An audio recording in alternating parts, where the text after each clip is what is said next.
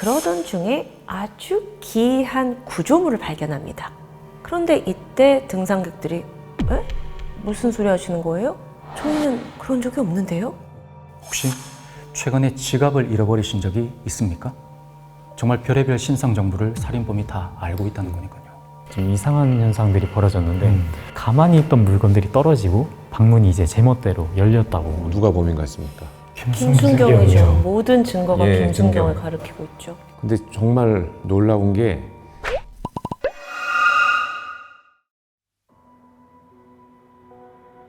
안녕하세요. 토요미스테리 디바제시카입니다. 오늘도 괴담을 보다 패널들과 함께합니다. 안녕하세요. 괴담을 보다의 아들 공포라디오 쌈무이 인사드립니다. 아들은 저 삼촌 해야 되나? 아버지. 안녕하십니까. 22년 차 경찰관으로 근무하고 있는 전지영입니다. 안녕하세요. 대기사 박이율입니다. 오늘도 편안하게 이야기 들려드리겠습니다. 네, 그러면 제가 첫 번째 이야기를 시작해 보도록 하겠습니다. 일본 북쪽의 홋카이도, 보통 우리에게 북해도, 또 삿포로라는 곳으로 유명하죠. 그곳에는 다이세스 산이 있습니다. 여기가 굉장히 경관이 아름다워요. 협곡에, 절벽에, 그러다 보니 많은 관광객들이 찾고 있고 또 국내에서도 이런 투어 프로그램이 있을 정도더라고요. 근데 그렇게 아름다운 산에서 굉장히 오랫동안 풀리지 못한 미스테리 사건 하나가 있습니다. 먼저 1989년 7월에 조난을 당했다는 신고가 들어옵니다. 두 남성 등산객인데 산 어디에선가 지금 길을 잃었다는 거예요. 그래서 구조대가 이 신고를 받고 바로 출동을 했죠. 근데 워낙 산 지역이 넓으니까 헬기를 띄우게 돼요. 상공에서 이제 조난자들을 찾고 있었는데 그러던 중에 아주 기이한 구조물을 발견합니다. 이 구조물이 상공에서도 굉장히 뚜렷하게 보일 만큼 거대했어요. 제가 먼저 그 사진을 좀 보여드릴게요. 바로 이겁니다. SOS. 그렇죠.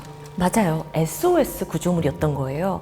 그래서 바로 이 구조대가 저기에 그 두 명의 등산객이 있나 보다 하고 지상에서 팀을 투입시켜가지고 달려갑니다. 그런데 막상 가보니까 아무도 없는 거예요. 그래서 주변을 좀 더 확대해서 수색을 했죠. 그렇게 몇 시간 이어지던 중 결국 그곳으로부터 한 2-3km 떨어진 곳에서 두 명을 찾아냅니다. 너무 다행이에요. 그렇죠? 두 분 구조해냈고 한 분이 정말 다행입니다. 그리고 그 SOS 구조물 그렇게 크게 만들어 놓으신 게 정말 신의 한 수예요. 그런데 이때 등산객들이 무슨 소리 하시는 거예요? 하는 거예요. 그래서 그 구조물 만들어 두셨잖아요. 그랬더니 저희는 그런 적이 없는데요? 라고 말하는 거예요. 순간 그럼 이 산에 지금 또 다른 누군가가 지금 구조를 기다리고 있다는 거잖아요. 난리가 났어요. 바로 다시 그쪽으로 사람을 출동시켰죠. 수색이 이어졌고요. 몇 시간 후에 누군가의 소지품을 찾아냅니다. 가장 먼저 나온 건 회색 가방과 그리고 오래된 인골이었어요. 아무래도 이 인골을 조금 더 살펴보니까 동물에 물린 자국이 있더라고요. 그래서 이걸로 추정을 해봤을 때는 이 산에 왔던 누군가가 이제 캠핑을 하려고 했는데 짐승의 공격을 받아서 사망한 것 같아요. 구조를 제때 받지 못하고요.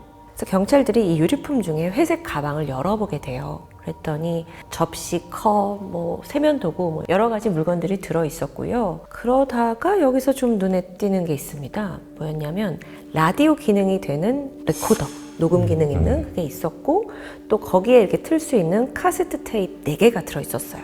또 무슨 카세트 테이프일까 하고 이제 들어봤더니 직접 녹음한 건데 옛날엔 아시죠? 라디오에서 노래 나오면 직접 녹음하고 그랬거든요. 근데 이제 그게 만화 주제가 매직 프린세스인가? 그런 만화 주제가가 막 흥겹게 나와요. 그래서 보니까 이걸 들으면서 산에 올랐구나 라고 생각이 들었습니다. 그게 안타까운 마음이 들고 있던 그때 그 테이프에 녹음된 남성의 음성이 들리기 시작해요. 실제 음성이 남아 있습니다. 같이 들어보시죠.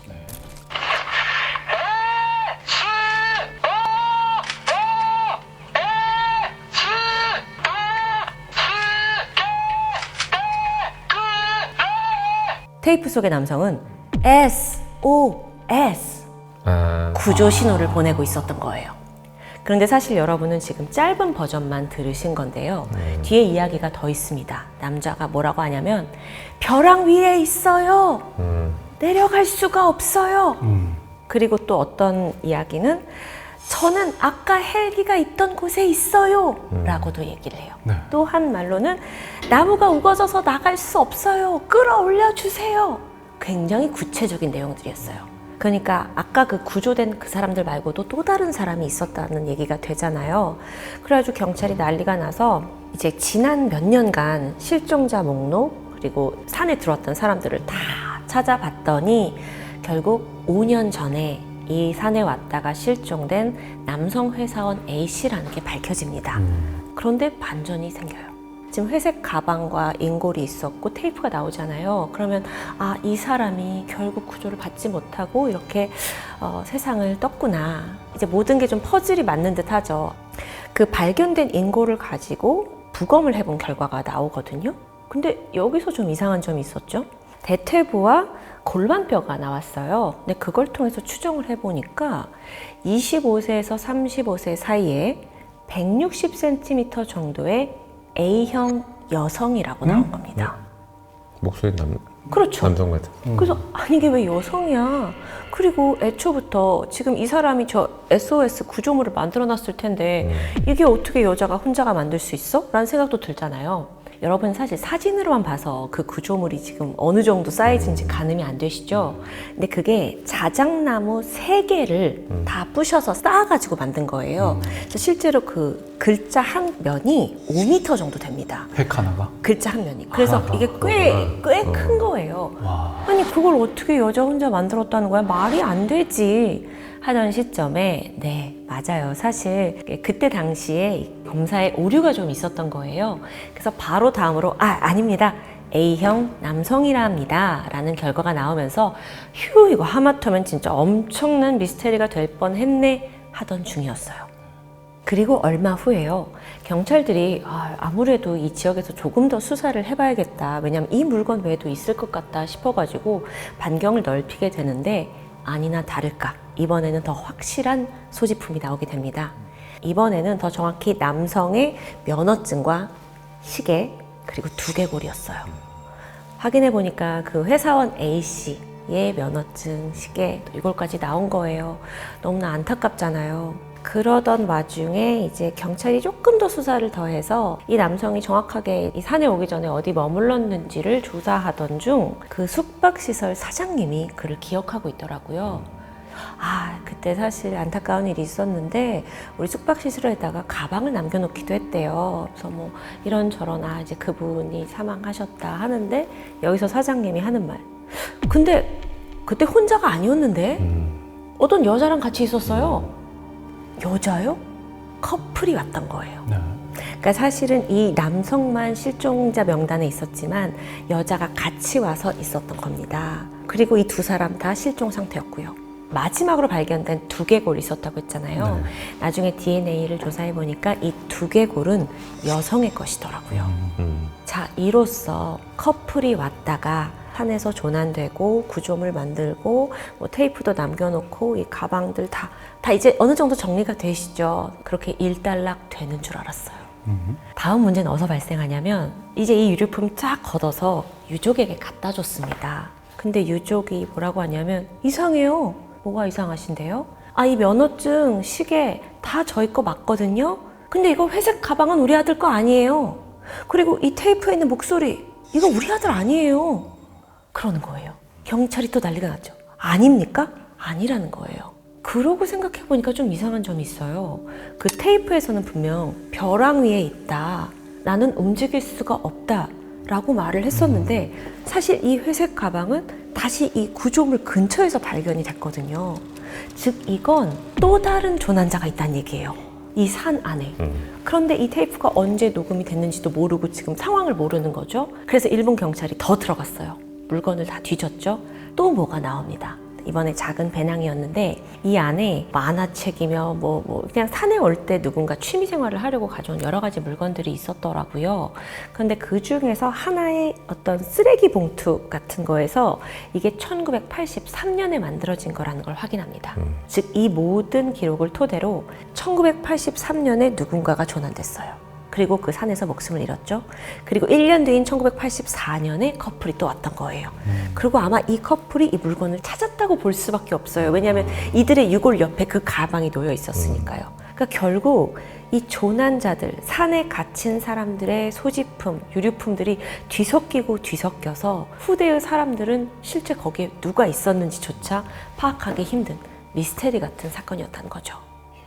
결론적으로 그 SOS 대형 구조물을 누가 만들었는지는 밝혀지지 않았어요. 그리고 더 신기한 게 이 사건이 있고 나서 일본 정부가 그 국토부에서 항공사진을 찍는데요. 이 사건이 있기 전부터 이 SOS 구조물이 있었다는 게 밝혀집니다. 그러면서 일이 더 복잡해지기 시작했어요. 이거 도대체 언제부터 만들어진 거야?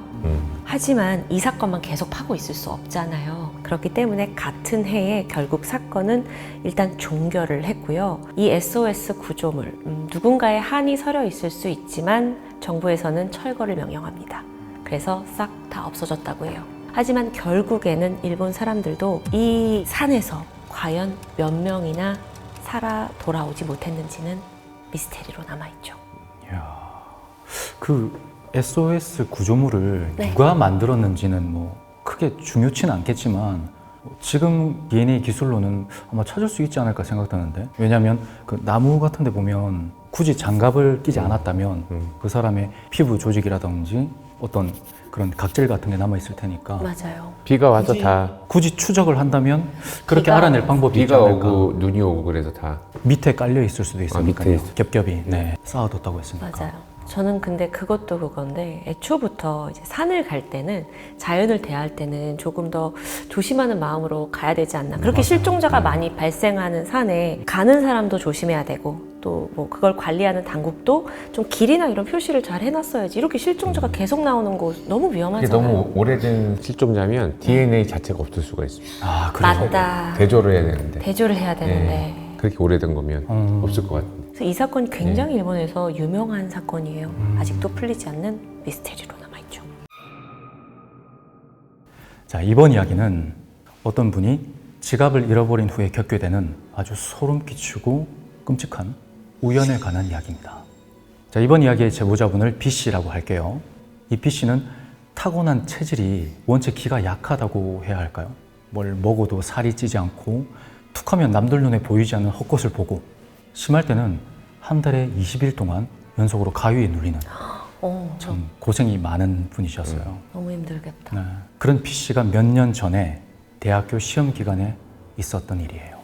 한창 시험 준비로 며칠 동안 도서관이랑 집을 오가면서 공부를 하고 있던 B씨에게 한 통의 전화가 걸려와요. 화면에 뜬 건 생전 처음 보는 번호였어요. 열람실에서 잠시 나와서 전화를 받아보니까 수화기 너머의 남자는 자신이 땡땡 경찰서의 누구라는 식으로 이야기를 하더래요. 안 그래도 시험 기간인데 짜증나잖아요. 딱 봐도 보이스피싱인데. 곧장 전화를 끊어버렸어요. 그런데 전화를 끊자마자 또다시 진동이 울립니다. 받아보니까 이번에는 그 사람이 혹시 B씨 맞으십니까? 하고 이름을 대더래요. 그리고는 아까와 달리 오해를 피하려고 했는지 모르겠는데 어느 경찰서의 어느 부서 소속 누구라고 자세하게 자기소개를 하더랍니다. 그저야 보이스피싱이 아니었나? 그렇게 생각하던 B씨에게 그 남자가 이런 질문을 해요. 혹시 최근에 지갑을 잃어버리신 적이 있습니까? 라고요. 생각해보니까 최근은 아니고요. 한 2달쯤 전에 시내에 놀러 갔다가 지갑을 잃어버린 적이 있었어요. 그래서 B씨는 이거 분실물 습득 관련해서 연락한 모양이다. 그렇게 생각을 했죠. 그런데 사실 2달이면 뭐 다 아시겠지만 안에 내용물은 물론이고 카드며 신분증까지 모두 재발급이 끝났을 때잖아요. 그럼요. 그래서 B씨는 잃어버린 건 맞는데 지갑도 새로 샀고 이미 발급받을 거 새로 다 발급받았으니까 괜찮으시면 폐기를 좀 부탁한다. 그렇게 말을 했대요. 근데 전화기 너머의 경찰은 그 말을 듣고 한참 동안 말이 없더래요. 그러고는 기묘한 질문을 하기 시작해요. 현재 위치가 어디신지, 어제는 어디에 계셨는지, 그리고 그걸 증명할 만한 증거나 동행인이 있는지. 아니, B 씨는 당혹스러웠대요. 우선 시험 기간이었으니까 내내 도서관에 있었으니까요. 열람실 CCTV로 확인은 가능했겠죠. 근데 그게 잃어버린 지갑과 도대체 무슨 관련이 있다는 건지. 심지어 경찰은 만약에 가능하다면 증인이 될 만한 사람들과 함께 경찰서에 방문해달라는 요청을 해왔어요. 그렇게 심란한 마음으로 도착한 경찰서에서 B 씨는 더더욱 끔찍한 이야기를 듣게 돼요. 바로 B 씨 본인이 자취하는 건물 4층 403호에서 살인사건이 벌어졌다는 거죠. 누군가가 검은 우비를 입고 신발을 신은 채 방으로 침입, 거주인이었던 여성을 살해한 사건이었어요. 그리고 여기서 문제가 된 게 바로 그 지갑입니다. 거기서 발견됐고. 어째선지 몰라도 B 씨가 2달 전에 잃어버렸던 그 지갑이 현장에서 발견된 거예요. 그것도 안에 들어있던 카드며 신분증을 바닥에 가지런히 내려둔 채로. 어머나. 심지어 신분증상에는 그 현재 거주지가 아닌 본가의 주소지가 적혀 있었고, 막상 확인해 보니까 피해자랑 같은 건물에 사니까 경찰 입장에서는 당연히 의심할 수밖에 없는 그런 상황이었어요. 천만다행으로 도서관 CCTV로 무죄를 입증한 뒤에 B 씨는 급하게 이사를 준비했습니다. 학교며 인근 동네까지 그 소문이 쫙 퍼져서 아무래도 소름 끼치잖아요. 뭐가 소름 끼치냐면 지갑 내용물을 전부 꺼내봤다는 거는 정말 별의별 신상 정보를 살인범이 다 알고 있다는 거니까요.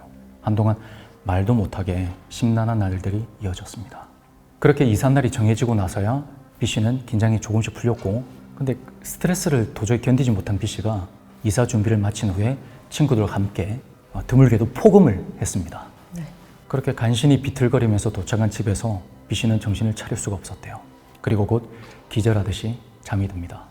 근데 어느 순간에 갑자기 평소보다 더 심각한 가위 눌림이 찾아왔어요. 갑작스럽게 눈이 확 떠지더니 온몸이 바위에 짓눌리는 듯한 그런 압박감을 느꼈대요. 침대 옆에 멀티탭 불빛이 그 주변을 살짝 밝히는 걸로 봐서는 시간은 아마 새벽인 듯 했어요. 그나마 가위에 많이 눌렸었다고 했잖아요. 단연간의 경험으로 이 가위가 곧 끝날 것이다, 그렇게 생각하고 있는데 바로 그 순간에 침대 옆에 있던 옷장에서 뭔가 뻥 하고 폭발하는 듯한 굉음이 들려오더래요. 그리고 곧장 몸을 압박하던 가위에서 풀려났고 B 씨는 헐레벌떡 침대에서 일어나서 방 반대편으로 막 뛰어갔어요. 아니, 뭐지? 옷장 안에 옷걸이가 떨어졌나? 근데 그게 이 정도로 소리가 크게 나나? 그렇게 혼란에 빠져 있을 때쯤에 천천히 그리고 부드럽게 옷장의 문이 슥 열리면서 안에서 기묘한 소리가 들려와요. 으드득 뿌드득 하는 낯익은 소리요. 누군가 턱에 있는 힘껏 힘을 주고 일을 가는 소리였어요. 그리고 천천히 어둠에 익숙해진 눈이 조금씩 옷장의 무언가에게 초점을 맞추게 돼요. 근데 새까맣고 작은 형체가 그 안에서 득득 이를 갈고 있는 거예요. 직감적으로 알 수 있었답니다. 저게 보통의 무언가는 아니라는 걸요. 다리에 힘이 풀린 B 씨는 기대고 있던 전신거울과 함께 쓰러지듯이 주저앉아 버렸대요. 제발 꿈이면 깨라. 제발 꿈이면 깨라. 그렇게 속으로 연부를 외듯이 그렇게 빌고 있는데 상황은 나아지기는커녕 더욱더 심각해집니다. 열린 옷장 문 밖으로 그 B 씨가 보았던 검은 형체 있잖아요. 그게 천천히 기어나오기 시작해요. 그리고는 으드득거리는 소리를 내면서 주저앉은 B 씨의 그 코앞을 지나쳐가요. 그리고 그 뒤쪽에 있는 창문을 스르륵 넘어가더랍니다. 그 당시에 숙취 때문인지 뭔지 모를 두통이 막 몰려오더래요. 그러고 나서 B 씨는 천천히 몸을 일으켜서 창밖을 바라봤습니다. 근데 창문을 빠져나갔던 검은 형체는 어느샌가 B 씨가 자취하던 건물 앞에 폐건물이 하나 있었거든요. 2층짜리 폐주택이었답니다. 그 앞에 서 있었는데 가로등 불빛이 노랗게 비추는 아래쪽에 고개를 푹 숙인 채로 머리는 산발을 해서 있더래요. 그 상황이 너무 끔찍해서 이 B 씨가 하고 소리를 내는 순간 그것이 고개를 들어서 B 씨를 쳐다봅니다. 아니, 정확히는 B 씨보다 살짝 위쪽을요. 그제야 B 씨는 그 검은 형체가 한 달 전에 죽은 403호의 여성분일지도 모른다는 생각을 하게 되죠. 그리고 갑자기 왜 그런지 모르겠는데 막 눈물이 나더래요. 그 여성분도 여성분인데 본인 스스로가 그렇게나 가엾더래요. 아니, 내가 대체 무슨 죄가 있어서 살인사건에 엮이고 그걸로 모자라서 또 이런 일에 엮이니까 평소에도 헛것 보고 가위 눌리는 일이 많았는데 안 그래도 곧 군입 때까지 있었거든요. 꺽꺽 오열을 했답니다. 그래서 B 씨는 그 검은 형체를 보면서 속으로 간절하게 빌었대요. 정말 억울한 것도 괴로우신 것도 다 알겠는데 한 번만 봐달라. 제가 너무 힘들어서 더는 견딜 수가 없습니다. 그리고 4층을 바라보던 그 검은 형체가 시선을 내려서 B 씨를 한참 동안 쳐다보더래요. 그러고 나서 마치 그 기도를 알아들은 듯이 스르륵 사라지더랍니다. 긴장이 풀린 B 씨는 곧장 주저앉아서 그대로 잠이 들어버렸어요. 바닥에서. 그리고 아침에 잠에서 깨니까 주변은 환했고 침대 위에서 잠을 자고 있었어요. 아, 내가 요즘 스트레스를 많이 받다 보니까 별 희한한 꿈을 다 꿨구나. 그렇게 생각하던 그 순간에 B 씨의 눈에 활짝 열린 옷장과 쓰러진 전신 거울이 보입니다. 새벽에 일은 꿈도 헛것도 아니었던 거죠. 다행히도 그 이후에 다시는 그 검은 형체를 볼 일은 없었는데 B 씨는 한동안 참 궁금했다고 합니다. 만약 그게 진짜 일어난 일이라면 왜 범인은커녕 관계자도 아닌 나를 찾아왔을까? 나중에 참고인 자격으로 알게 된 거지만 사건의 범인은 인근 유흥가 술집 사장이었대요. 당시 B 씨가 자취하던 건물은 비밀번호를 누르고 들어가야 되는 그런 건물이었는데 자주 오는 택배기사분들을 배려해서 공동현관에 비밀번호를 작게 적어놨대요. 근데 비 오는 날 술에 취한 범인이 그걸 보고 건물로 침입을 했고 마침 또 마찬가지로 취해서 문을 열어둔 채 잠들었던 피해자를 덮쳤던 거였죠. 그래서 그 검은 형체가 나타난 일, B 씨는 그것을 일종의 착각이라고 생각한대요.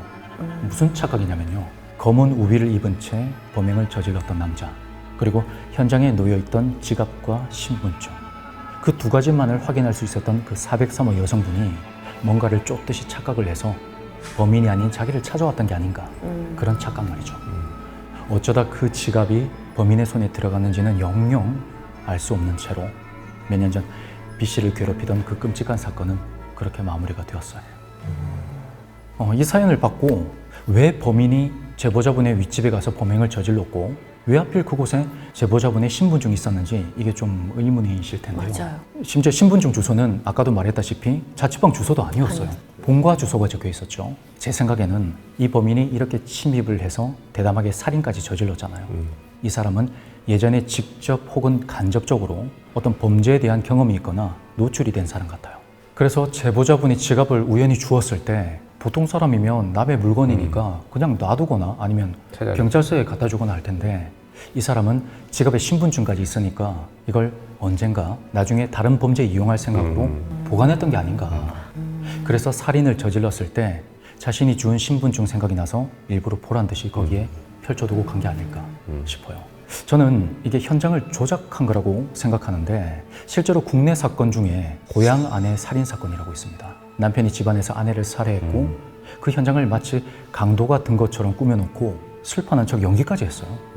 정말 최악이었던 건 자신의 알리바이를 만들려고 자녀들까지 이용했다는 점이었어요.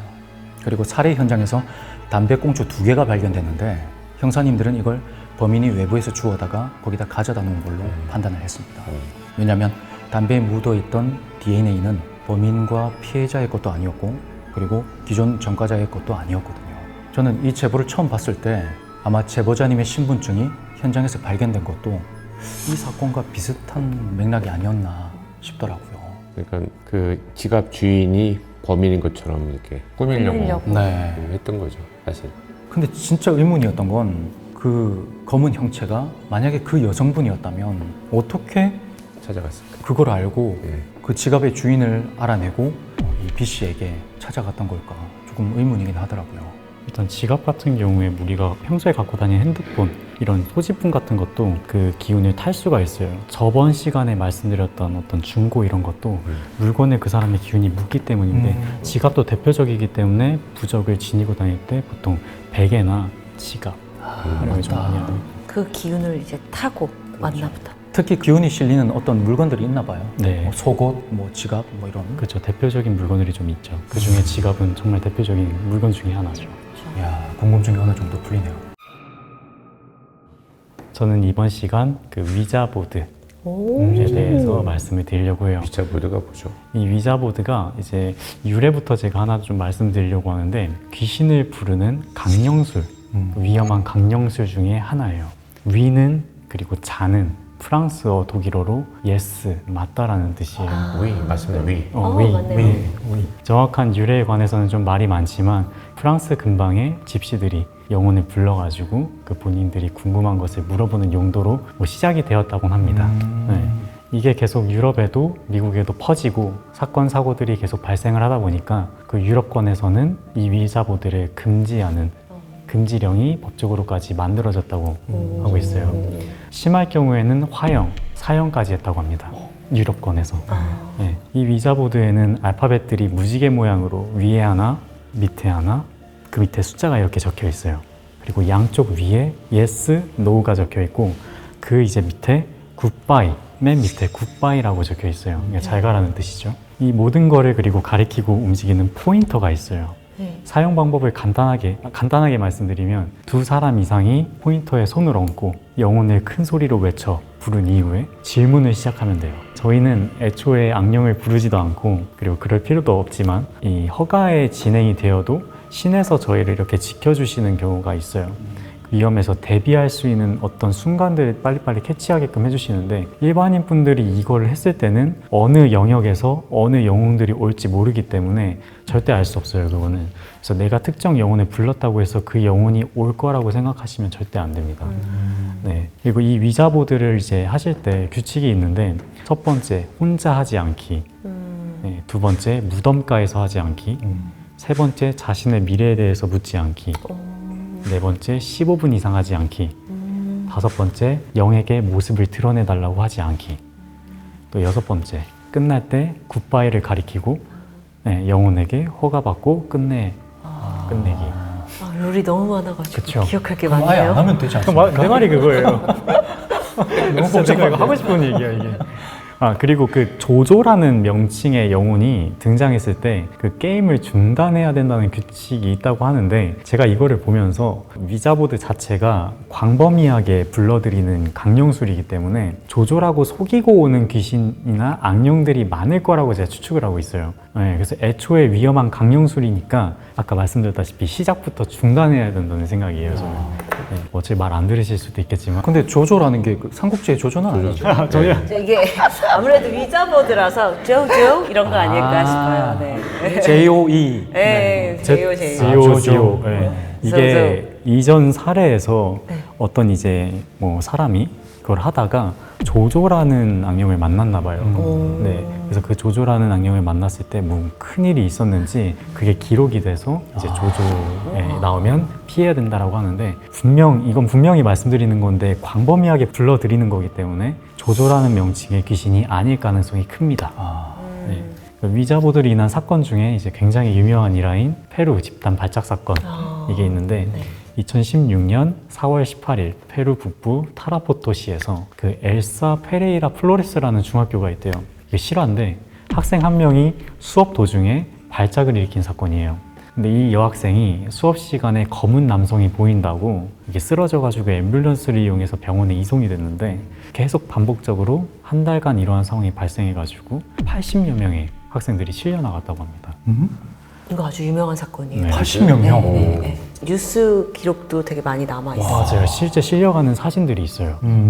학교 측에서 이제 급식에 문제가 있어서 전염병 혹은 뭐 식중독으로 이제 판단을 했는데 어떠한 전염병도 식중독도 없었다고 합니다. 그래서 얼마 후에 학생들이 의식을 되찾고 위자보드 때문이라고 한결같이 이야기를 했는데 이 아이들을 담당했던 이제 의사분이 아이들이 발작을 일으킨 원인을 찾아내지 못해가지고 집단 히스테리라고 주장을 한 거예요. 이 현상을 과학적으로 설명할 수 없다고 그분이 주장을 했습니다. 학부모들이 결국에는 프랭클린 스테이너라는 초자연적인 형상 그 전문가 분께 의뢰를 해가지고 학교를 설립할 당시에 인부들이 엄청난 양의 유골들을 발견했다는 것이었어요. 일부는 이제 학생이 본 검은 남자는 이때 죽은 사람이다 라는 의견도 있고 테러가 있어서 죽은 사람이었다. 그 지역에 아직까지 근데 확실한 이유를 찾지 못했다고 합니다. 저는 그 첫 시발점으로 오른 이제 학생 영적인 경험이 있었을 수는 있지만 그 이후의 학생들은 영적인 뭐 경험도 있고 집단 히스테리도 섞여 있다고 저는 생각을 해요. 네, 이미 귀신을 불러들인 상황에서 그 정리가 안 된 채 공포에 이제 질려 있었기 때문에 귀신들에게는 그 떡밥을 던져준 거거든요. 네, 영적으로 타지하는 학생들은 개인의 그 어떤 감정선의 공포감으로 실신하는 이 상황 저 상황이 저는 섞여 있다고 개인적으로 그렇게 생각을 하고 또 있습니다. 어린 학생들이고 했으니까요. 네. 그리고 또 다른 1981년 스페인 발레카스 마을인데 스페인 공식 보고서에 설명이 되지 않는 사건으로 분류가 되어 있는 경우입니다. 네.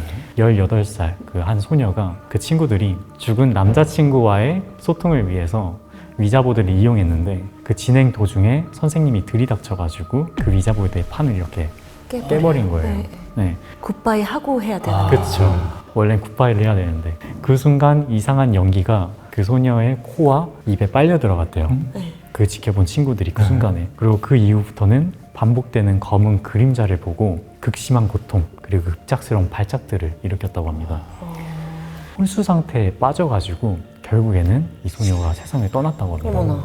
안타까운 죽음인데 이 이후에 그녀의 가족에게도 집안에게도 좀 이상한 현상들이 벌어졌는데 가만히 있던 물건들이 떨어지고 방문이 이제 제멋대로 열렸다고 합니다. 폴터가이스트 현상. 그렇죠. 폴터가이스트 현상. 그리고 검은 그림자를 가족들이 계속 발견했다고 합니다.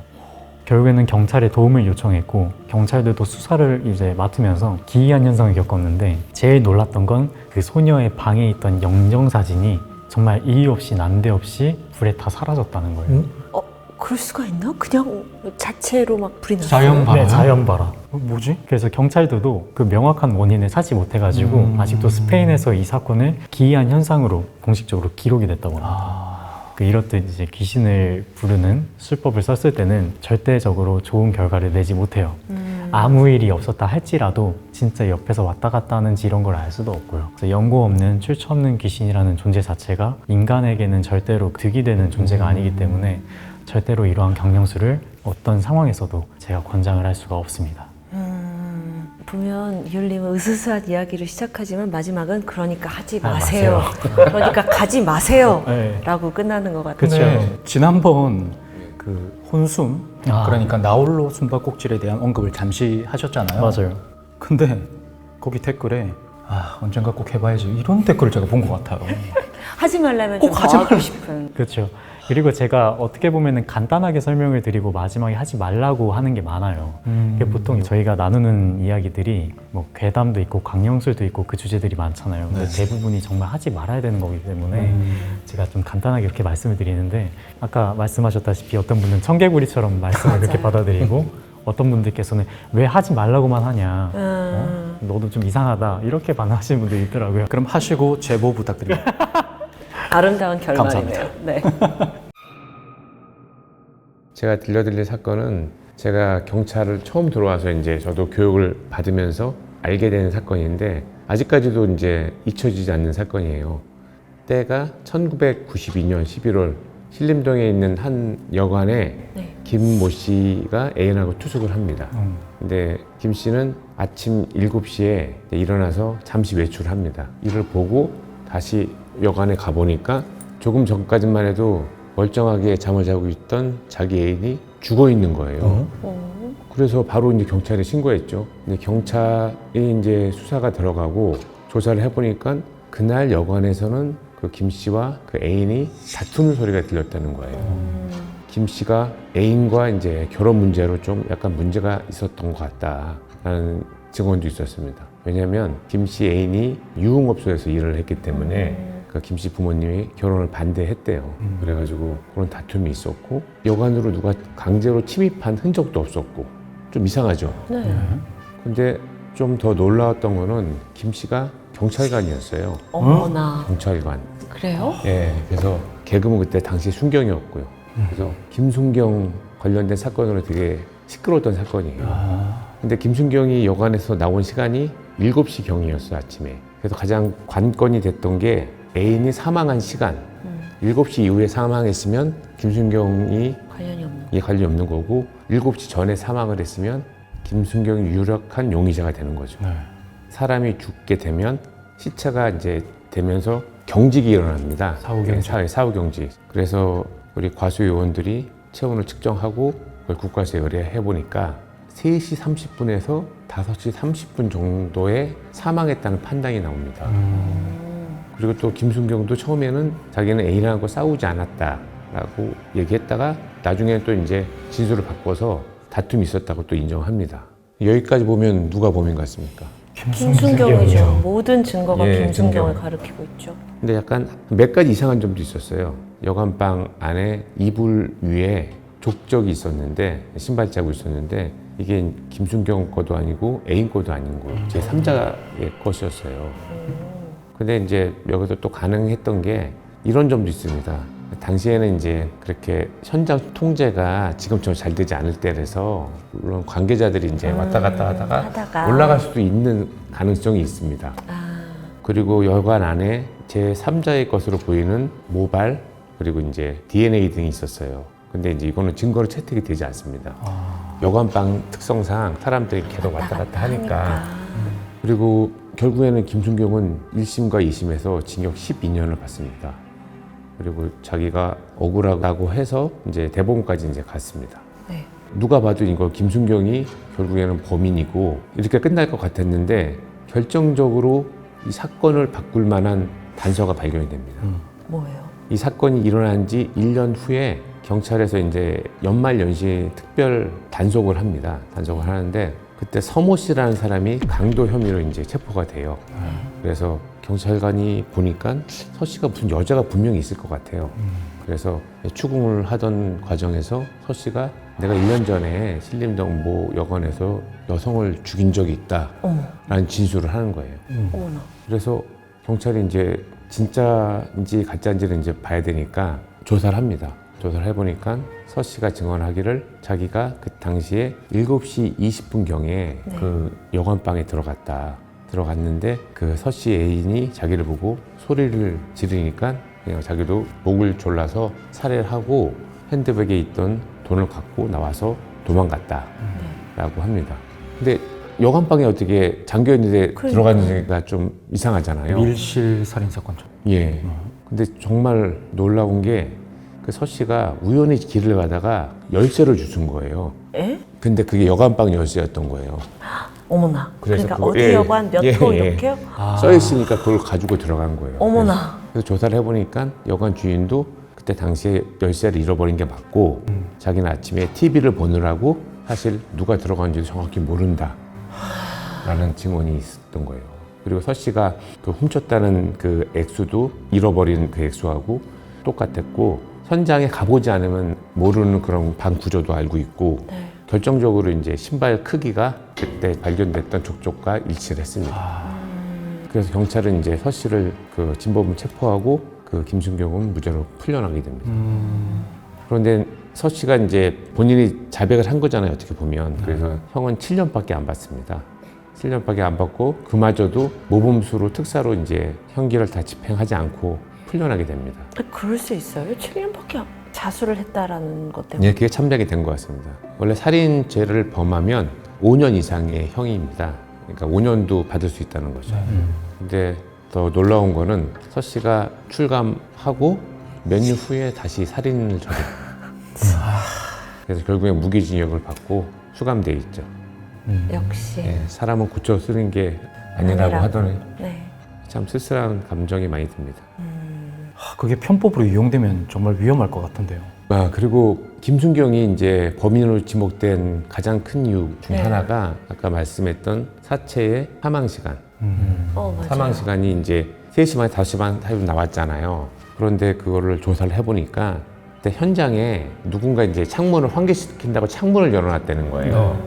당시가 11월이어서 이제 찬 공기가 들어오니까 온도에 따라서 이제 사체 경직 시간이 틀려지거든요. 예, 그래서 시간이 이렇게 당겨진 거죠. 우연에 의해서요. 예. 근데 마침 또 그게 그렇게 나오니까 김순경을 범인으로 몰고 갈 수밖에 없는 모든 없고, 상황이 완성된 모든 거죠. 상황이었고. 그리고 또 초기에는 범행을 완강히 부인했는데 김순경이 중간 정도에 또 자백을 합니다. 거짓 자백이죠. 왜냐하면 그 수사관들의 강압적인 수사, 또 회유, 뭐 잘하면 뭐 형을 감형해주겠다. 그래가지고 저희 경찰에서는 굉장히 안타깝고도 또 중요한 사건이었습니다. 왜냐하면 경찰이 경찰을 그러니까요. 범인으로 오인한 상황이니까 약간 굉장히 내부에서 좀 씁쓸하겠어요. 그렇죠. 경찰관이었던 김순경마저도 그렇게 억울하게 몰렸으니까 맞아. 저도 이제 이 사건을 보면서 나도 이제 그때는 이제 교육받고 있을 당시였으니까 경찰관이 되면 모든 증거들을 면밀하게 조사하고 특히 선입견이나 편견을 갖지 않아야겠다는 마음을 먹게 된 사건이었습니다. 이런 책임감을 가지라고 그게 애초 교육에 예, 들어 교육에 있었던 들어있습니다. 거군요. 그리고 김순경은 국가로부터 이제 국가 배상 청구를 받아서 네. 다행이다. 뭐 금전적으로 어느 정도 보상을 받고 경찰에 복직을 합니다. 다행이네요. 그런데 몇 년 후에 퇴직을 합니다. 왜요? 본인이 너무 힘들었겠죠. 힘들었대요. 너무 안타깝다. 안타깝다 정말. 또 화성 연쇄 살인 사건이 있었을 그 당시에도 무고하게 그 예, 무고하게 좀 피해자가 된 분들이 되게 많았다고 하더라고요. 네, 오늘도 이렇게 소름 돋는 이야기, 또 현실적인 공포 이야기까지 정말 풍성했습니다. 그러면 저희 괴담을 보다 다음 시간에 여러분과 함께 만나 뵐게요. 감사합니다. 감사합니다. 감사합니다.